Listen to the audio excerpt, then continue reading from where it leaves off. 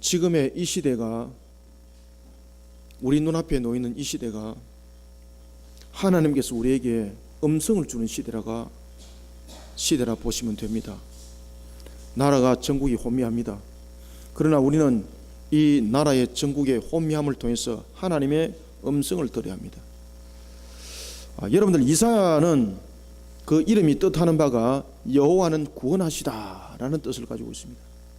오늘 이 나라를 향해서 하나님께서 우리에게 들려주는 음성이 마치 여호와는 구원하신다, 이 음성을 너희들은 잊지 말고 그리고 망각하지 말고 이 음성을 들으라고 이 민족을 향해서 하나님께서 우리에게 이 혼미한 전국을 통해서 말씀하고 계십니다. 이사야는 그 이름에 걸맞게 이사야서의 그 내용들이 종말론적 구원에 대한 시련이 구약 성경 가운데서도 대표적으로 아주 많이 실려 있는 성경입니다. 이사야서는 그 내용들을 돌이켜 보면은 이 땅에 오실 메시아와 그리고 다시 오실 메시아에 대한 풍성한 내용을 담고 있습니다. 여러분들이 이미 잘 아시고 계시는 것처럼 천지 만물은 그저 생겨진 것이 아닙니다. 천지 만물은 하나님이 안이 만드신 것이 하나도 없습니다. 모든 것은 자연 생태계에 의해서 만들어진 것이 아니라 하나님이 만드셨습니다. 그런 천지와 만물을 만드신 주님, 그리고 그 만물을 친히 주관하시는 주님, 그 주님이 우리의 구원을 위해서 대속의 제물로 이 땅에 오실 것을, 그것도 종의 모습으로 이 땅에 오실 것을 하나님은 이사야 입을 통해서 우리에게 예언하도록 합니다. 여러분,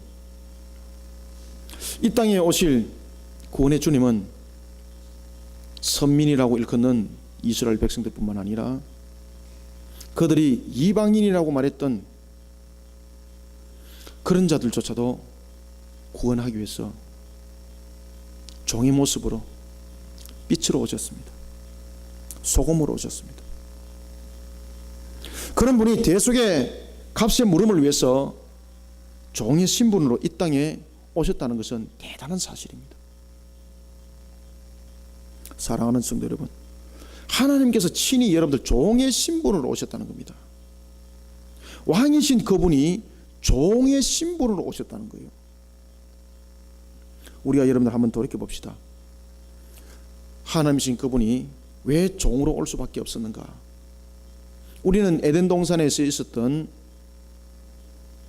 우리의 조상이었던 첫 번째 사람이었던 아담의 모습을 우리는 돌이켜 보셔야 됩니다. 아담은 하나님께서 주셨던 창세기 2장 17절의 말씀을 불순종으로 그가 배역합니다. 따라서 첫 번째 아담의 문제를 해결하기 위해서 주님이 두 번째 아담으로 오셔야만이 되었고, 그리고 첫 번째 아담이 불순종으로 실패했던 것을 두 번째 아담이 되어서 순종으로 그 모든 것들을 완성을 해야만이 되었습니다. 그래서 종의 모습으로 오는 겁니다. 그리고 순종하는 종으로서 모든 것들을 이루시고 회복하면서 우리의 신분도 함께 회복시킵니다. 이런 예수님은 예언의 말씀대로 이 땅에 오셨습니다. 첫 번째 아담을 대신하여 순종하는 종의 걸음을 걸을 때에, 심지어 나면서부터 8일째 될 때에 율법에 순종하여서 할례를 행합니다.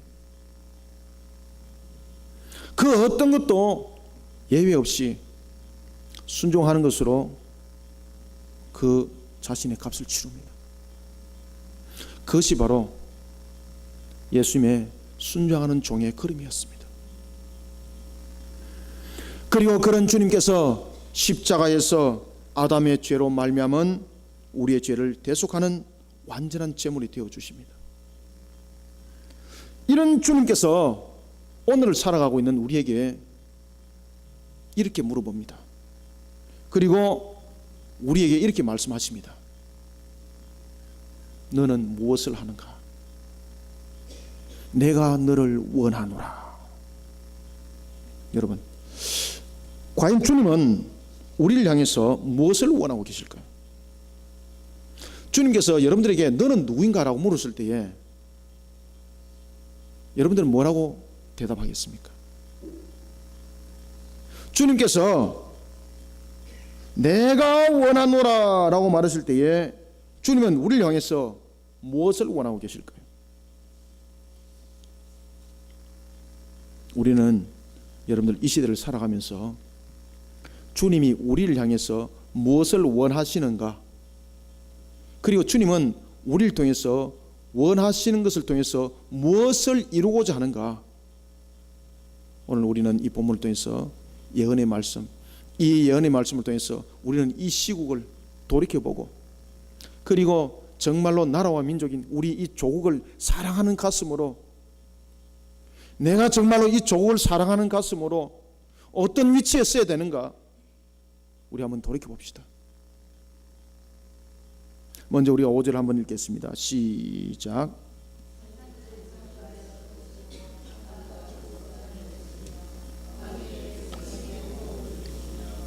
땅에 행하는 자에게 영을 주시는 하나님 여호와께서 이같이 말씀하시되.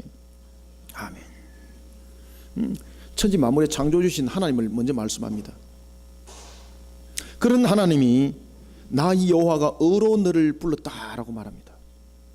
우리는 오늘 먼저 본문을 통해서 5절부터 7절 통해서 첫 번째, 하나님은 이 시대를 향한 저와 여러분들을 향해서, 우리 거리심 교회를 향해서, 이 혼탁한 이 시대에 이 조국을 향하여서 무엇을 말씀하시는가, 무엇을 원하시는가. 첫 번째, 여러분, 이 혼탁한 이 조국의 현실 앞에 우리는 한 사람의 자꾸 영웅을, 이 시대에 걸맞는 영웅 호구를 우리는 나타나기를 원하고 있습니다. 그러나 여러분들, 이 시대 전국은 그렇게 헤쳐나가면 안 됩니다. 영웅 호구도 죄인입니다. 여러분들, 그 누구도 온전하지 못하다는 것을 먼저 아셔야 됩니다. 그러면 이 시대를 향해서 하나님께서 이 조국을 향해서, 이 혼탁한 우리의 이 조국이라는 이 대한민국을 향해서, 이 한반도를 향해서 하나님께서 우리에게 말씀하시는 것이 있습니다. 내가 원하노라. 무엇을 원할까요? 지금 이 시국을 향해서 하나님께서 우리에게 원하는 음성이 있습니다. 많은 사람들은 지금 영웅 호구를 원하고 있습니다. 그런데 하나님은 아니라고 말씀하고 있습니다. 우리는 이 시대를 향해서 하나님이 말씀하십니다. 내가 원하노라. 무엇을 원할까요? 우리는 먼저 첫 번째 5절부터 7절 통해서 시대에 걸맞는 영웅 혹을, 그런 걸맞는 영웅을 하나님은 원하시는 것이 아니라 영적 허감에 갇힌 무리들을 구원해내는 일에 있어서 하나님의 뜻을 충성되이 이룰 수 있는 주님을 닮은 종과 같은 군사를 하나님은 원하세요. 영웅호구를 원하지 않습니다. 하나님은 자기의 능력을 가진 영웅호구를 원하지 않습니다. 하나님은 이 시대를 향해서 우리에게 들려주는 하나님의 음성이 있습니다. 그것은 무엇인가 하면 하나님의 뜻을 충성되이 이어가는 주님을 닮은 종의 군사들이 되어라는 것입니다. 누구를 향해서 그러면 이 말씀이 먼저 주어질까요? 한국 교회를 향해서 주는 말씀입니다. 이 지금 시국을 향해서 한국 교회는 책임을 질 줄 알아야 합니다. 왜 이렇게 영적 호미함 속에 놓여져 있는지 한국 교회는 각성해야 되는 것입니다. 하나님은 만물의 전부를 자신이 친히 창조하셨습니다. 하늘과 땅 그 어디에 속한 것도 하나님이 창조 아니한 것 없습니다. 땅 위에서 호흡하고 있는 인간들이 살아가는 것에서부터 시작해서 땅에서 일어나는 모든 소산조차도 자연의 섭리로 이루어진 것 아무것도 없습니다. 모든 것이 하나님의 섭리 가운데 이루어진 것입니다. 이런 하나님이 지금 이 시대를 향해서 우리에게 말씀하고 계시는 거예요. 우리는 영적으로 음성을 들을 줄 알아야 합니다. 지금 이 시대에 이 혼미한 정국을 통해서 하나님께서 우리에게 어떤 음성을 들려주고 있는가, 한국교회를 향해서 무엇을 말씀하고 계시는가.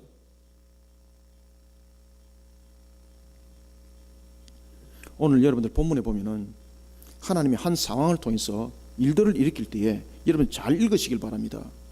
천지 만물의 창조주신 하나님을 딱 설명하고 난 뒤에 하나님이 부를 때에 누구를 부르는가 주목을 하십시오. 이 시대가 혼미한 정국 속에 놓여져 있습니다. 하나님께서 이 혼미한 정국을 통해서 지금 누구를 부르고 계시는 거 아십니까? 교회를 부릅니다. 우리가 6절을 한번 읽읍시다. 시작. 내가 네 손을 잡아 너를 보호하며 너를 세워 백성의 언약과 이방의 빛이 되게 하리니 나 여호와가 어로 너를 불렀다는 거예요. 그럼 이 대상이 누군가라는 것은 이미 구분됩니다. 여러분, 지금 이 본문 속에서 나타나고 있는 건 이 시국을 향해서 하나님께서 우리에게 지금 부르고 있는데 아무나 부르는 것이 아니라 바로 이 본문의 말씀처럼 어로 너를 불렀다는 음성이 우리를 향해서 지금 들려지고 있는 겁니다. 여러분, 어로 너를 불렀다. 여호와가 의로 불렀다. 그러면 우리가 한번 돌이켜 봅시다. 여러분들이 이미 잘 알고 있는 로마서 3장 10절 기억나십니까? 우리가 너무나도 잘 외우고 있지 않습니까? 이 땅 위에 의인은 몇 명이라고 로마서가 말하고 있습니까? 한 명 있다고요? 한 명도 없다고 로마서가 말하고 있습니다. 그러면 하나님께서 어로 너를 불렀다라는 것은 그럼 그 대상을 누구를 불렀다는 이야기입니까? 이 땅 위에 있는 사람을 부른 것이 아닙니다. 지금 오늘 본문 속에 나타나고 있는 어로 너를 불렀다라는 이 말씀은 여러분들이 잘 아시고 있는 것처럼 장차 하나님께서 하실 일을 강조하고 있는 겁니다. 그것은 바로 여호와의 종으로 이 땅에 오실 메시아를 말하고 있는 겁니다. 특히 어로 너를 불렀다라는 말을 통해서 이 땅에 있는 모든 사람들은 죄와 허물로부터 자유할 수 없기 때문에 어떤 사람도 사람의 죄를 대속할 메시아의 조건에 부합할 수 없다는 것을 분명히 말하고 있습니다. 신성은 인성을 취할 수 있지만 인성은 신성을 취할 수 없습니다. 죄인된 인성이 거룩성을 가진 신성을 취할 수가 없습니다.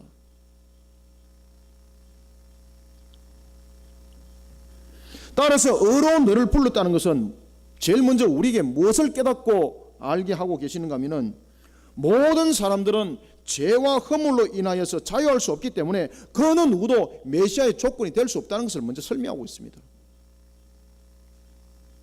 이런 메시아가 종의 사역을 이룰 것이며 하나님의 뜻을 이룰 중보자로서의 역할을 감당할 것을 6절과 7절은 말하고 있습니다.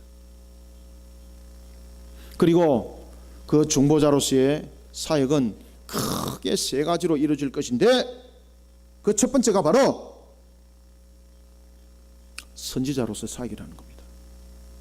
여러분, 예수님께서는 이 땅에 오셔가지고 사역을 이룰 때에 크게 세 가지의 사역을 이룹니다. 첫 번째는 선지자직으로서의 사역을 이루고, 두 번째로는 왕직으로서의 사역을 이루고, 세 번째는 제사장직으로서의 사역을 이룹니다. 그런데 너무나도 재미있는 것은 예수님께서 사역을 이룰 때에 거꾸로 제사장직을 먼저 이룬 것이 아닙니다. 선지자직을 먼저 이뤘다라는 것에 주목하셔야 됩니다. 여러분들, 예수님께서 사역을 이룰 때에 제일 먼저 순서가 선지자 직분이었고, 그 다음에 왕 직분이었고, 마지막에 제사장 직분이었습니다. 이거 순서 바뀌면 안 됩니다. 여러분들,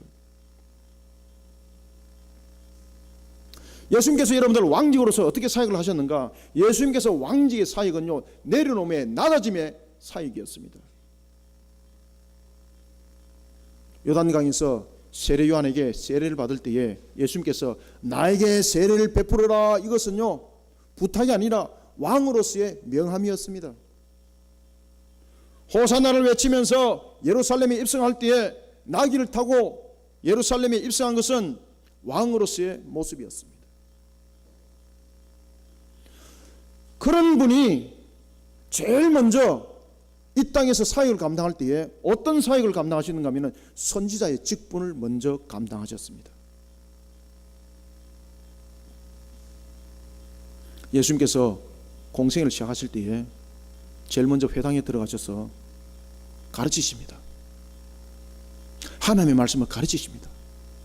왜 하나님의 말씀을 여러분들 가르쳤을까요? 오늘 본문에 보면은 7절에 보면은 이런 이야기를 합니다. 7절 저와 함께 읽습니다. 시작. 아멘 할 때까지 시작. 네가 눈먼 자들의 눈을 밝히며 아멘. 이것이 첫 번째 사역입니다. 이게 선지자 직분의 사역입니다. 여러분, 지금 우리나라 시국이 혼탁에 혼탁을 이루고 있습니다. 지금 여야를 불문하고 이 부분에 대해서 모든 사람이 회피를 하려고 발을 빼고 있습니다. 그러나 여러분들, 우리는 그들 향해서 외쳐야 됩니다. 너희들이 책임자라고 말입니다. 그리고 우리는 또 외쳐야 될 것이 있습니다. 한국 교회가 책임자라고 말입니다. 왜 그런 줄 아십니까? 이 영적 흑암을 누가 수수방관했는가? 바로 한국 교회가 수수방관한 겁니다. 오늘도 우리가 본문을 통해서 예수님께서 중보 사역을 이룰 때에 제일 먼저 첫 번째가 영적으로 흑암 가운데 놓여 있다 보니 하나님 앞에 바른 생활을 하지 못하고 영적으로 무기력하고 그리고 도덕적으로 무감각한 마치 눈먼 자와 같은 그런 자들의 영적 눈을 뜨게 하는 사역을 메시아인 중보자가 그 사명을 감당한다는 것입니다. 이게 여러분들 얼만큼 중요한가 하면은 예수님께서 우리의 죄를 대속하기 위해서 이 땅에 오셨습니다. 그분이 십자가에서 죽는 것만으로서 값의 지불을 말했다면은 지금 이 눈먼 자의 눈을 뜨게 하고 갇힌 자의 감옥에서 이끌어내고 흑암에 앉은 자를 감방에서 놓고 하는 이 사역 중보자 할 필요 없습니다. 그냥 죽으시면 되잖아요. 그런데 예수님께서 십자가에서 죽으신 것만이 죄의 값의 지불이 아니라는 것입니다.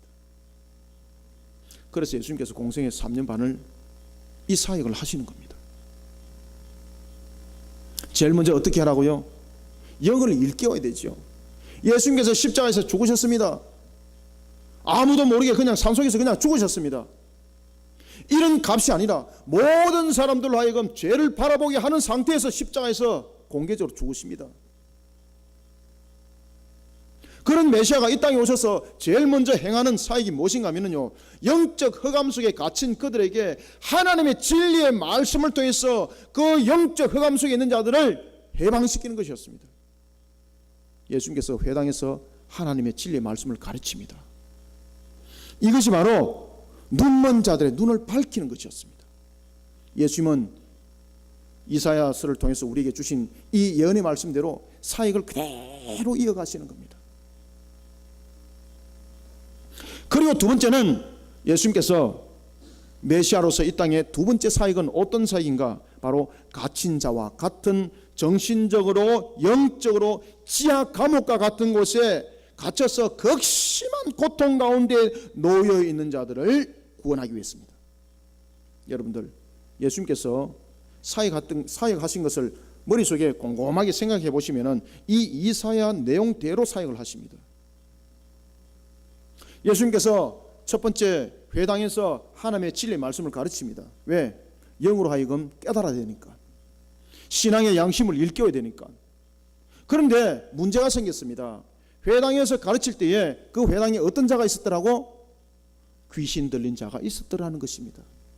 그때에 예수님께서는 그 귀신 들린 자의 귀신을 쫓아보내는 치유함의 역사를 일으킵니다. 바로 이겁니다. 두 번째 사역입니다. 저와 여러분들의 사역도 마찬가지입니다. 하나님의 진리의 말씀을 우리는 예수님처럼 순종하는 종으로서 가르치는 일에, 충성을 다하는 일에 우리는 쓰임받아야 합니다. 주님께서는 그것을 우리에게 원하십니다. 두 번째는 예수님께서 회당을 통하여서 귀신 들린 자를 쫓아보냈던 것처럼 오늘도 여러분들, 우리가 주 예수 그리스도의 이름으로서 그 권능으로서 이 사악한 것들을 물리치는 주술사가 아니라 예수님의 권능으로 그 이름으로 물리치는 권세자로서 사역을 감당하는 성도들이 되어야 합니다. 갇힌 자를 해방시키란 말이에요. 여러분들 심령 속에 공감이 있습니까? 염려와 근심이 있습니까? 주님께서 이미 이루셨습니다. 그러니 여러분들에게 명하십시오. 내 심령 속에 우울하고 내 심령 속에 갇힌 자와 같이 나를 흑암 속에 갇혀놓는 이 더러운 영들아, 나사렛 예수 그리스도 이름으로 명하노니 물러갈지어다. 내 자신도 스스로 갇힌 자의 모습이 되었을 때에 그렇게 물리치는 우리 성도들이 되시길 바랍니다. 그 다음에 예수님께서는 세 번째 어떤 사역을 메시아로서 하실 것을 하나님께서는 이사야를 통해서 우리에게 계시하셨는가 하면은 바로 안전뱅이와 같이 혼자 힘으로 흑암의 감옥을 빠져나올 수 없는 그런 죄인을 구원해내는 사역을 하라는 거예요. 회당에서 말씀을 가르칩니다. 권능으로서 귀신을 쫓습니다.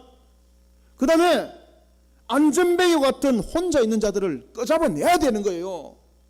그래서 복음을 전하는 일에 있어서 우리가 나라와 민족뿐만 아니라 이 조국만 뿐만 아니라 소외된 사마리아와 땅끝까지 이르러서 그 흑암 속에 갇힌 자들을 끄집어내기 위해서 적극성을 가지는 자가 되어라는 것입니다. 중보자로서의 오실 메시아가 이 세 가지 사역을 이룰 것이라는 것이었습니다. 예수님께서는 이 세 번째 사역을 어떻게 이루십니까? 각 고을로 다니시면서 갈릴리뿐만 아니라 유대 고을도 다니면서 각 고을마다 다니면서 주님께서 복음을 전하고 귀신 들린 자 귀신을 쫓아보내고 병든 자를 나음의 역사를 일으키고 그런 일들을 앉아서 한 것이 아니라 바로 친히 다니면서 그 사역을 감당했던 것입니다. 우리가 7절을 다시 한번 더 읽읍시다. 시작. 네가 눈먼 자들의 눈을 밝히며 갇힌 자를 감옥에서 이끌어내며 흑암에 앉은 자를 어디에서? 감방에서 나오게 하리라. 아멘. 오늘 이 말씀이 바로 가르치는 사역, 그리고 권능의 사역, 그리고 순종하여서 땅끝까지 가는 나의 모습을 소금처럼 녹이고 이처럼 태워서 사명을 감당하는 적극성을 가진 사역, 주님은 이것을 원하십니다. 여러분, 예수님께서는 십자가에 못 박혀 죽으시기 전에 요한복음 17장에 보면은 겟세마네 동산에서 마지막 기도를 합니다. 특히 요한복음 17장은 세 번의 기도가 주어지는데, 첫 번째는 예수님 자신을 가슴에 안고 기도하고요, 그 다음에는 제자들을 가슴에 안고 기도하고, 세 번째는 성도들을 가슴에 안고 기도하는 그 내용들이 요한복음 17장의 기도, 겟세마네 기도입니다. 이 기도 속에서 예수님께서 아주 중요한 기도를 하시는 것이 있는데, 그때 그 기도 내용 중에서 어떤 기도 내용이 실리는가 하면은 바로 자신의 제자를 비롯한 이 땅에 세워질 성도들을 위해서 기도할 때 이런 기도를 하십니다. 나는 세상에 더 있지 아니하오나 그들은 세상에 있사옵고, 나는 아버지께로 가옵나니 거룩하신 아버지여 내게 주신 아버지의 이름으로 그들을 보존하사 우리와 같이 그들도 하나 되게 하옵소서. 그리고 예수님께서 이렇게 또 기도하십니다. 아버지께서 나를 세상에 보내신 것 같이 나도 그들을 어디로 보낸다고? 세상에 보내었고 내게 주신 영광을 내가 그에게 주었사오니. 이 내용들이 다 실린 겁니다. 우리가 하나가 된 것 같이 그들도 하나가 되게 하려 함이니이다. 아멘. 여러분, 예수님께서 이 땅에 믿음을 가진 우리를 두신 이유가 어디에 있다고요? 그 이유는 세상 풍조를 따르며 공중의 권세 잡은 자를 따르는 불순종의 아들을 흑암으로 구원해내기 위해서 우리를 두신 겁니다. 우리를 구원하기 위한 것만이 목적이었다면 우리를 구원함과 동시에 천국으로 데려가면 되는 거예요. 그런데 우리를 두셨다는 겁니다. 겟세마네 기도에서도 이미 드러나고 있었습니다. 그들을 두었다고 말하고 있습니다. 무엇을 하기 위해서? 세상에서 하나님의 이른 백성들을 불러 모으는 그 마지막 순간의 뜻을 이루기 위해서 우리를 두었다는 거예요. 우리는 시대가 혼탁한 이 시대를 바라보면서 하나님께서는 시대의 영웅을 원하지 않습니다. 오늘도 주님께서 주신 말씀에 순복하여서 이 말씀의 뜻을 이루는 충성된 길을 가는 종을 원하십니다. 하나님은 시대에 걸맞는 걸출한 영웅 호구를 원하는 것이 아닙니다. 하나님은 마귀의 권세 아래 놓여있는 불순종의 아들의 모습을 하고 있는 세상의 영혼들을 일깨우는 일에 하나님의 뜻을 충성되이 이루갈 순종하는 일꾼을 원하시는 겁니다. 그리고 그들을 부르고 있는 겁니다. 이 시국을 향해서 부르고 있단 말입니다. 지금 그러니 한국교회가 영적으로 주님의 음성을 들어야 합니다. 우리 그리심교회 성도 여러분, 주님의 음성을 들어야 합니다. 이 시대를 향해서 지금 우리에게 들려주는 음성입니다. 우리를 지금 부르고 있는 거예요. 사랑하는 성도 여러분, 내가 이 땅에서 무엇을 이루어가야 할 것인지 분명한 목적과 삶의 방향을 가진 사람은 벌써 삶의 방식이 다릅니다. 오늘도 예수를 닮은 순종하는 종과 같은 하나님이 원하는 군사의 삶을 살아가는 저와 여러분들이 되시길 바랍니다. 이 시대를 향해서 우리를 지금 부르고 있습니다. 무엇을 하라고? 주님께서 이 땅에 오셨고 그리고 주님께서 우리에게 남겨둔 이 세 가지 사역을 감당하라고 말입니다. 이 혼탁한 시대에 이 전국을 향해서 손가락질하지 말고 영적인 책임자가 되어서 그들을 영적으로 일깨우는 일에 하나님의 말씀을 가르치라는 겁니다. 그래서 진리의 말씀을 흘려보내라는 것입니다. 진리의 복음을 흘려보내라는 것입니다. 그리스도의 문화를 흘려보내라는 것입니다. 이 시대가 영적으로 호미 상태에 놓여져 있습니다. 하나님께서는 한국교회를, 우리 그리심교회를 부르고 있습니다. 너희들이 깨어 일어나서 영적 흑암 속에 갇혀 있어서 도무지 앞과 뒤를 알지 못하고 좌우를 알지 못하는 그들에게 하나님의 진리의 말씀을 통해서 신앙의 양심을 일깨우고 흑암 속에 갇혀서 빠져나오지 못하고 있는 그들에게 하나님의 권세자가 되어서 그 사명을 감당할 때에 적극성을 가지고 감옥에 있는 자를 이끌어내는 안전뱅이가 되어서 감옥에서 놓지 못하는 그들을 네가 데리고 나와야 되지 않는가? 말로만 하지 말고 실천하는 자가 되라고 하나님께서 우리에게 지금 음성을 들려주고 있습니다. 사랑하는 성도 여러분, 이 시대를 그리고 이 시국을 우리는 손가락질하지 맙시다. 그리고 하나님께서 우리에게 주신 사명을 영적으로 듣고 깨달아 오늘도 주님께서 내게 무엇을 원하는가? 오늘도 순종하는 종으로서의 주님의 사명 사역을 감당하는 우리 그리심교회 한국교회 그리고 저와 여러분들이 되시기를 소망합니다. 그리고 두 번째는 8절을 한번 읽습니다. 시작.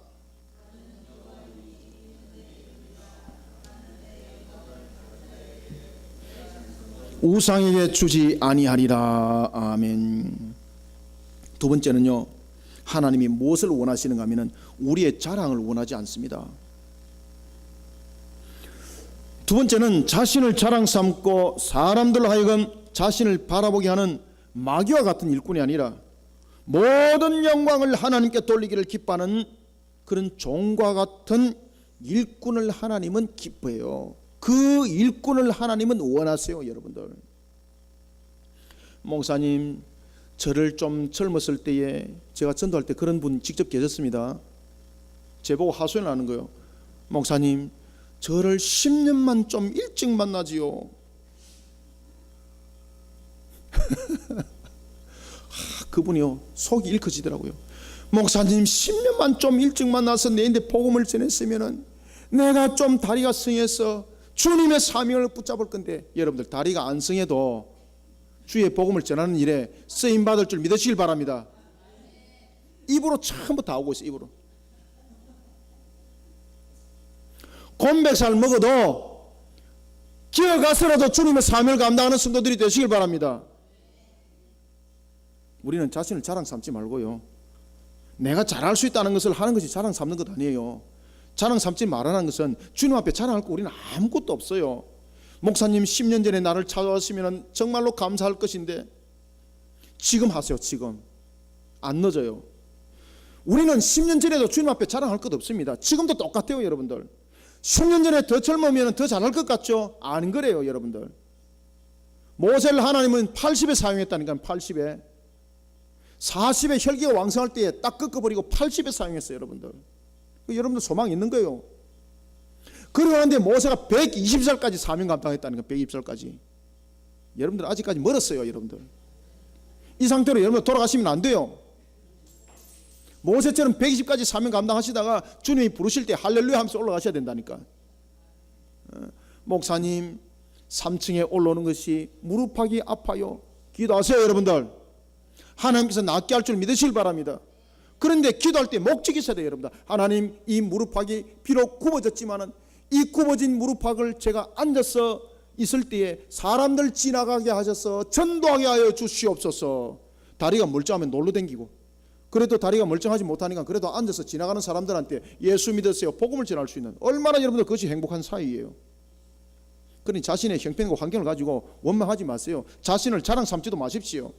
세상에 자랑 삼을 것 아무것도 없습니다. 자신을 자랑 삼으면서 하나님의 사역을 뒤로하고 멈추는 자들은 전부 다 마귀하는 짓입니다.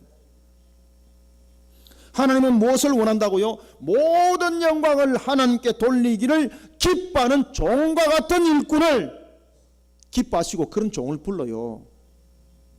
내가 젊었으면 됐을 텐데 아니에요. 여러분들 젊었을 때는 아니기 때문에 나이 들어서 부른다니까요. 여러분들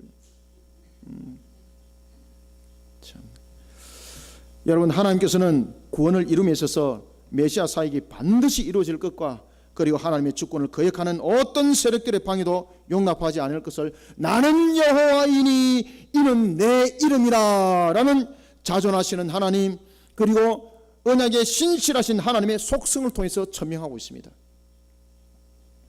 그리고 하나님께서는 메시아의 중보 사역을 통해 그 뜻을 이루고 그 사역의 성공을 통해 영광을 받으실 것을 찬송이라는 표현을 통해서 확정적으로 말씀합니다.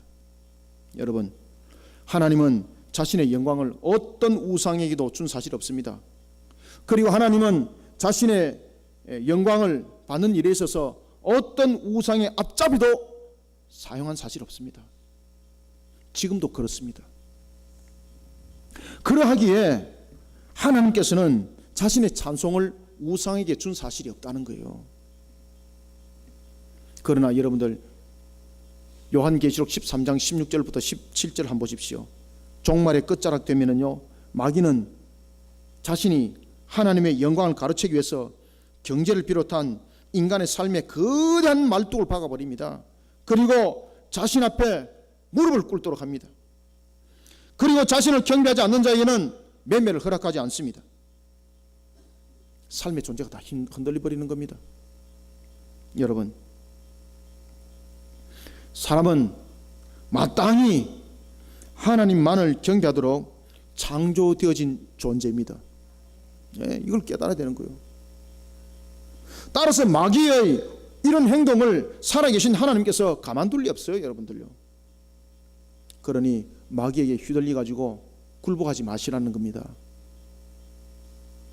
요한계시록 18장 2절과 3절에 보면은요, 마귀의 징표를 받아가지고 그 권세 아래서 매매하면서 부를 누린 자들이 나중에 어떻게 되는 것입니까? 하나님께서 완전히 썰어버리는데 그들이 이렇게 말합니다. 이 큰 성 바벨이 무너질 줄 몰랐다면서 그들이 통곡하면서 그들이 탄식을 합니다.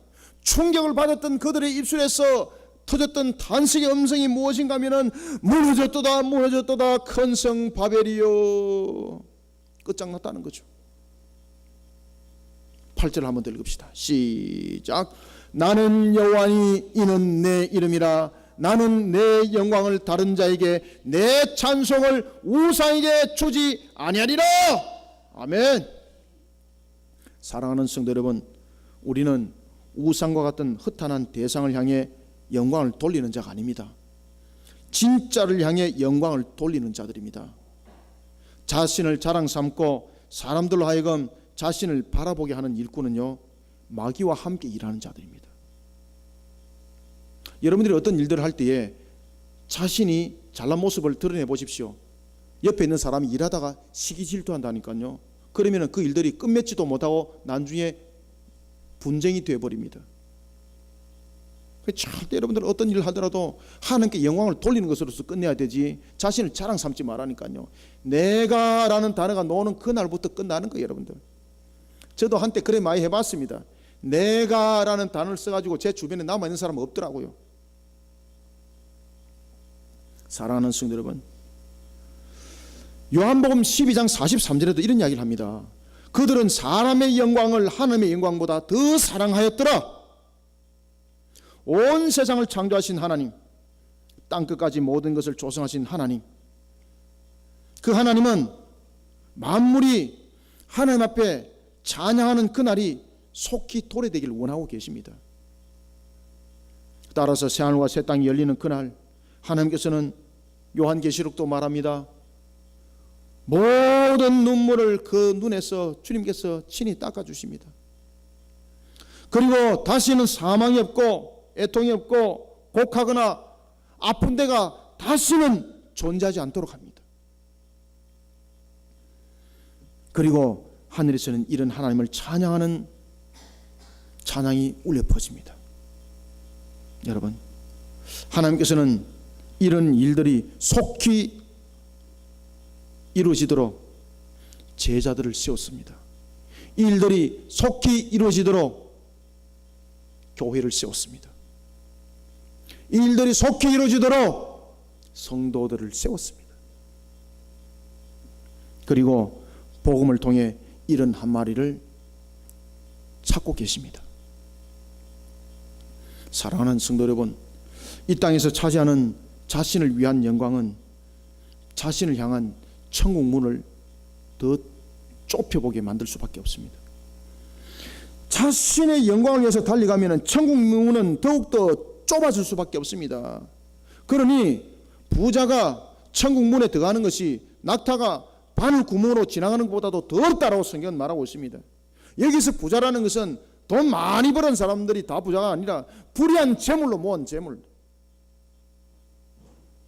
하나님과의 관계없는 그런 불의한 사기와 부정과 부패 속에 벌어들였던 재물, 그런 부를 가지고는 천국 못 간다는 이야기입니다. 어떻게 하라고요? 모든 영광을 하나님께 돌리십시오. 나에게 주신 삶이 있습니까? 나에게 주신 건강이 있습니까? 나에게 주신 물질이 있습니까? 하나님의 영광을 위해서 쏟아부으십시오. 그러면은 그것이 하나님께 영광이 됨과 동시에 우리들에게는 천국의 12진주문이 더 넓어지는 것입니다. 물론 우리는 구원은 예수 그리스도를 믿는 믿음으로 구원을 받습니다. 그럼에도 불구하고 예수를 믿는 믿음을 가진 자들의 바로 모습이 하나님께 영광을 돌리는 것입니다. 이거는 너무나도 당연한 것입니다. 하나님이 이것을 원하시는 거예요. 네가 진짜 구원받은 백성답게 진짜 이 땅에서 살아라는 겁니다. 네가 진짜 예수님답게 정말로 예수의 맛을 가지고 살아라는 것입니다. 하나님이 이것을 원하십니다. 저를 따라합니다. 이 땅을 살아가면서 하나님께 영광을 돌리고 진짜 예수쟁이가 되자. 진짜 예수쟁이 되어야 되는 거예요, 여러분들. 이런 속에 여러분들에게 천국문은 활짝 더 넓혀지고 더 넓어지게 보이는 은혜가 여러분들 속에 임하기를 주님의 이름으로 축원합니다. 그 다음에는 세 번째로 하나님은 무엇을 원하시는가? 9절을 한번 읽습니다. 시작. 보라, 전에 예언한 일이 이미 이루어졌느니라. 이제 내가 새 일을 알리노나 그 일이 시작되기 전에라도 너희에게 이르노라. 아멘. 세 번째는요, 하나님이 무엇을 원하시는가 하면은 시대에 맞춰서 감언이설을 하는 자를 원하지 않습니다. 한국교회 물론 강단도 저는 모든 강단이 그렇다고 저는 믿습니다. 감언이설 안 하는 줄 믿습니다. 그러나 혹이나 사람의 마음에 맞춰서 말씀을 전가하는 교회가 있다면 그것은 교회가 아닙니다. 하나님은 그것을 원하지 않습니다. 감언이설을 통해서 사람의 교회에 맞추는 것은 메시지가 아닙니다. 그것은 선포가 아닙니다. 따라서 하나님은 시대에 맞추어 감언이설하는 자가 아니라 장차 되어질 일에 대한 하나님의 계시의 말씀을 세상 사람들에게 힘써 전가하는 일에 헌신되어 쓰임받는 종과 같은 일꾼을 하나님은 원하십니다. 어떤 교회는 목사님이 얼마나 재미있는지 너무너무 재밌어요. 여러분, 예배는 경건입니다. 예배는 재미가 아니고 예배는 경건입니다. 그리고 하나님께서 주신 말씀의 선포는 은혜입니다. 하나님의 말씀은, 하나님의 말씀의 선포는 하나님의 말씀을 떠나서는 선포가 아닙니다. 그런 감언 이슬로서 사람의 영혼을 휘어잡는 것은 영적 사기꾼이요 마귀의 짓입니다. 하나님께서는 이사야 선지자에게 과거 자신들의 선조들과 그리고 선지자들을 통해 이미 하나님께서 약속하신 말씀의 이루어짐을, 그 예언의 말씀이 어떻게 이루어진 것을, 어떻게 이루어진지를 이사야로 하여금 회상하도록 합니다. 그것이 바로 보라 전에라고 말하는 겁니다. 희네 보라 전에 예언한 일이 이미 이루어졌느니라. 여기서 여러분들 예언한 일이 이루어졌느니라 라고 했을 때에 10개 중에서 5개는 이루어지고 5개는 안 이루어졌다고 생각해 보십시오. 그러면 하나님께서 이렇게 말씀하시면 안 됩니다. 여러분들, 하나님께서는 이사야를 통해서 이렇게 말씀하십니다. 전에 이루어졌던 예언의 말씀이 어떻게 이루어진지를 보라라고 말씀하시면서 이사야에게 새 일을 알게 하리라고 말합니다. 여러분, 새 일이라는 것은 이미 이루어진 일이 아니라 장차 되어질 일입니다. 이때에 잘 생각해 보십시오. 과거에 약속했던 말씀 가운데 10가지 말씀 가운데서 5가지는 이루어지고 5가지는 엉뚱한 결과를 낳았다고 생각해 보십시오. 그러면은 내가 너에게 새 일을 알게 하리라 라고 말할 때에 누가 그 말을 신뢰하겠어요? 그래서 하나님은 완전성을 가지고 있는 거예요. 완전성이라는 것은 모든 것을 다 이루심이에요. 완전하게, 약속하신 것에 대해서 불변하게, 완전하게, 신실하게, 이것이 전부 다 하나님의 속성이에요.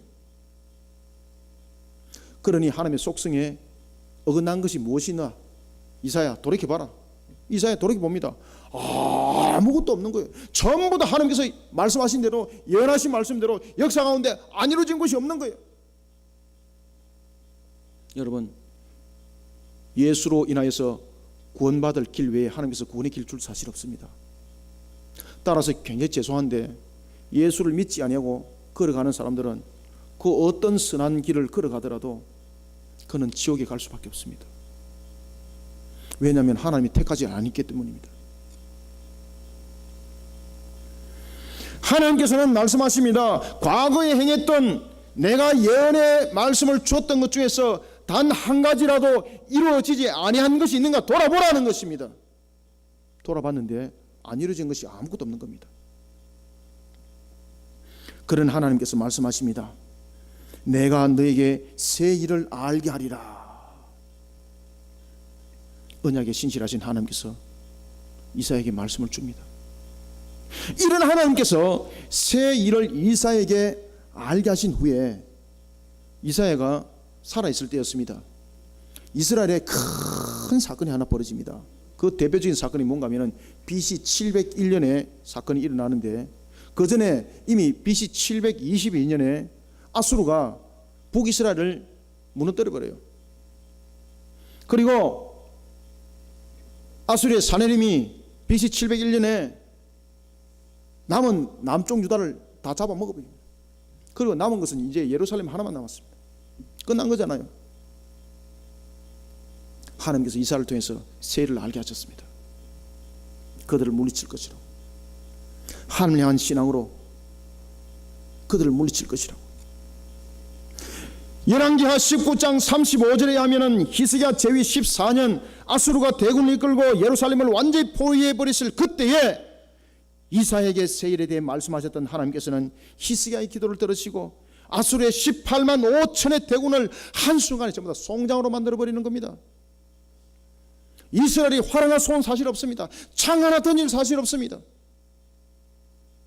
아니 이른 아침에 보니까 18만 5천이 그냥 시체가 되어버리고 그냥. 뿐만 아닙니다.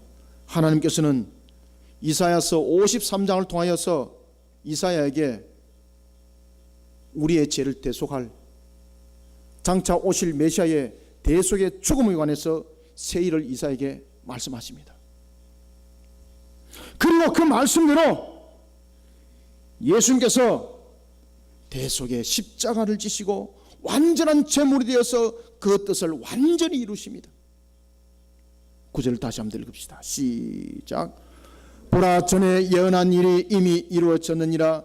이제 내가 새 일을 알리노라. 그 일이 시작되기 전에라도 너희에게 이르노라. 아멘. 여러분들, 하나님은요 새 일이 있을 때에 우리에게 안이 가르쳐 준 것이 없습니다. 다시 오실 주님이 어떻게 오실 것까지 우리에게 이미 다 가르쳐 줬습니다. 그리고 다시 오실 주님이 오기 전에 이 땅 위에 어떤 환란이 일어날지로 우리에게 말씀해 주었습니다. 적그리스도, 거짓 선자들, 그들 통해서 많은 사람들이 그 가문 이스라엘, 그 영들이 쓰러질 것이라고 말씀하고 있습니다. 그러니 너희들이 마지막 때에 부여잡을 것은 기적과 이적이 아니라 저희의 말씀이라고 하나님께서 우리에게 이미 계시해 주셨습니다. 여러분, 하나님의 말씀을 시대에 맞추어서 가문이설하며 사람들의 마음을 훔치는 도둑과 같은 자가 되어서는 안 됩니다. 하나님께서는 장차 되어질 일인 새 일을 우리에게 이미 성경을 통해 계시해 주셨습니다. 십자가 사건뿐만 아니라 소아시아의 7교회인 에베소도 사빌라를 통해서도 그 교회의 모습을 통해서 우리의 신앙의 현주소를 돌아보게 하고, 그리고 우리로 하여금 영적으로 바로 깨어 일어나 걸어가라고 말하고 계십니다. 하나님께서는 요한계시록을 통해서 장차 되어질 새 일을 우리에게 알려주셨습니다. 그리고 바른 신앙의 길을 걷도록 할 뿐만 아니라 엉터리 말씀이 아니라 하나님의 바른 말씀을 세상 가운데 또한 힘있게 전가하는 성도들이 되어라고, 교회가 되어라고, 에클레시아가 되어라고 말씀하십니다.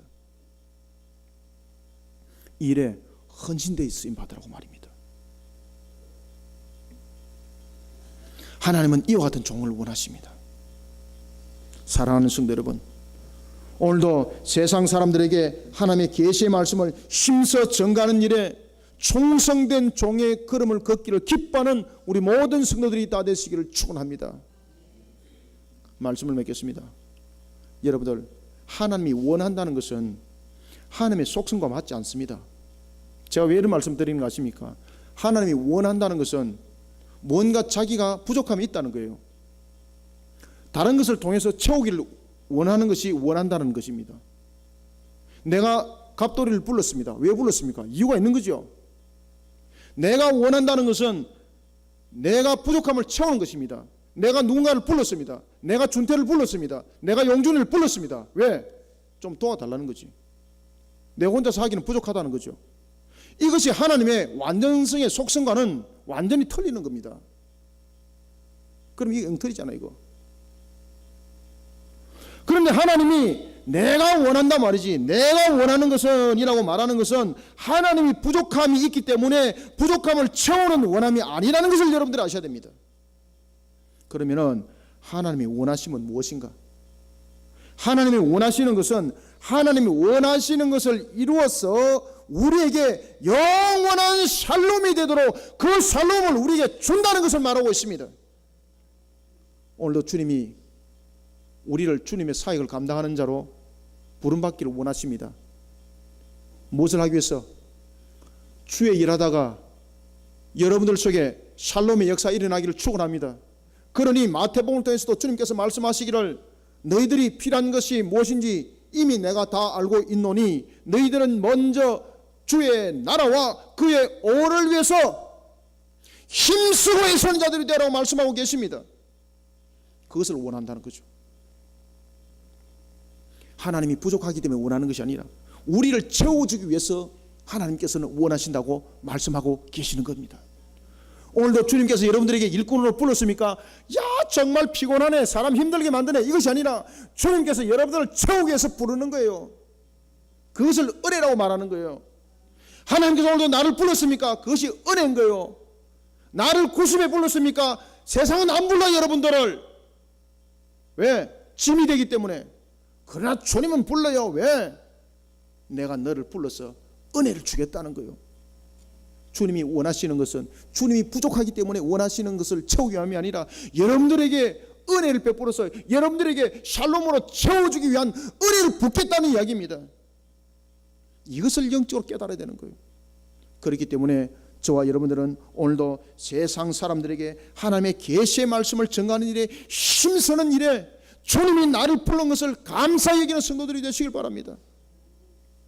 모세를 몇 살에 불렀다고요? 80에 불렀어. 80에.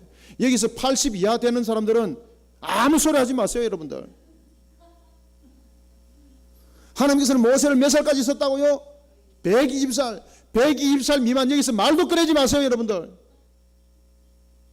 모세가 짝대기 짓고 안 다녔어요. 하나님이 여러분들 부르면은요, 능력을 줘요. 그것을 은혜라고 말하는 거예요. 하나님께서 부르면은요, 여러분들 부족함을 알고 불러요. 그러면 하나님이 충만케 해요. 그것을 은혜라고 말하는 거예요. 하나님이 원하시는 것은 우리를 불러서 일을 시키고자 피곤하게 만드는 것이 아니라 우리에게 샬롬으로 채워줌의 은혜를, 역사를 일으키겠다는 겁니다.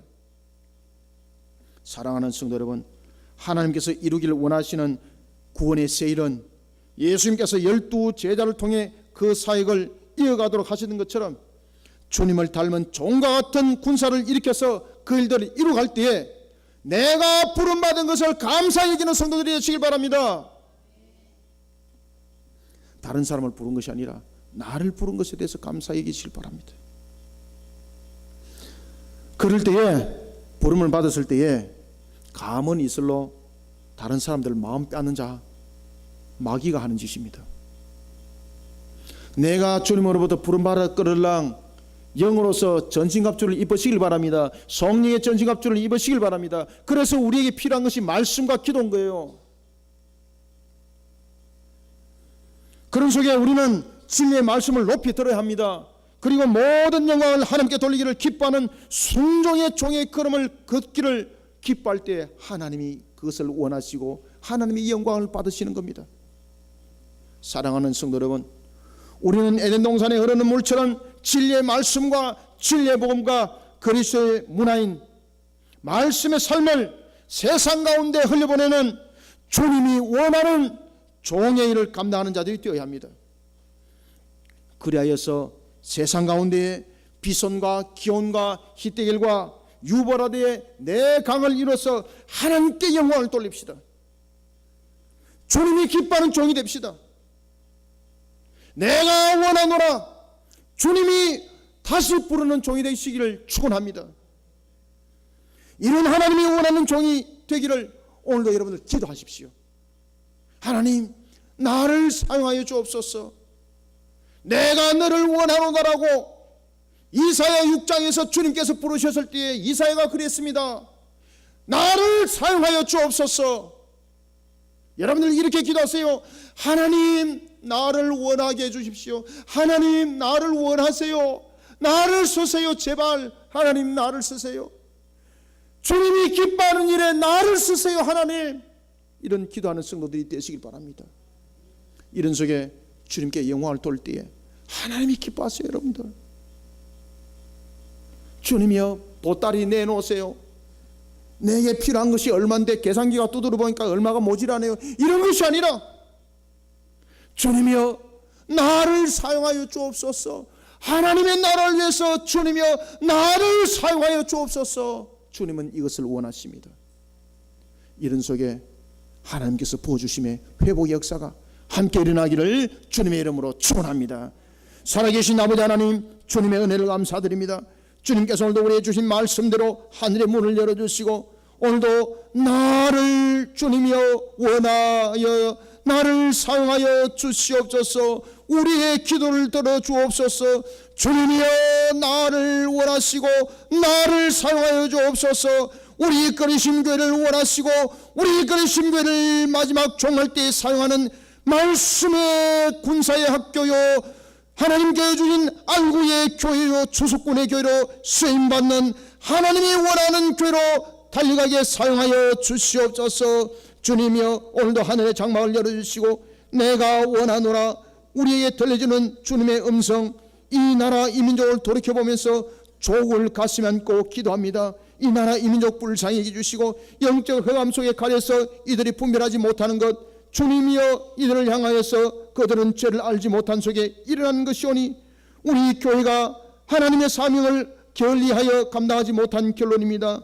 나를 주님이여 무릎 꿇게 하여 주시고 우리 교회를 일어서게 하여서 그 영적 흑암 속에 갇힌 그들에게 하나님의 진리의 말씀을 흘려보내고 진리의 복음을 흘려보내고 그리스도의 문화인 말씀의 삶을 흘려보내어서 진정으로 그들이 주님을 깨달아 아는 역사 있기를 원합니다. 이것이 우리 조국의 현실이 되길 원하고 하나님이여 새하늘과 새 땅에 산 역사를 실현하는 일에 귀히 쓰임받는 도가 되길 원합니다. 우리가 이 사명들을 굳건하게 부여잡는 군사된 자로 나를 사용하여 주시옵소서. 오늘도 주신 말씀이 우리 모든 성도들에게 알곡이 되고 진리의 말씀이요 꼴의 양식이 되어서 세상을 일깨우는 주님의 능력의 군사로 또한 세워짐의 말씀이 되게 하여 주시옵소서. 예수님의 이름으로 기도드립니다.